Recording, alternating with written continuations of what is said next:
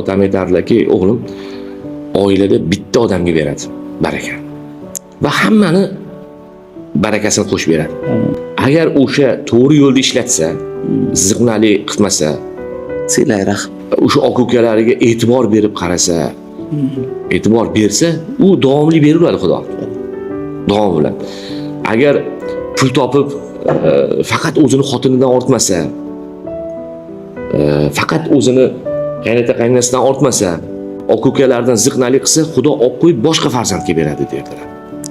Shuning uchun qancha aka ukalaringga to'g'ri yordam bersang, beraveradi, davom ettiradi dedi. Otam ko'p gapirdi. Bilib qo'y, oilada bitta odamga beradi dedilar. Hamma nasibasini qo'shib beradi dedilar.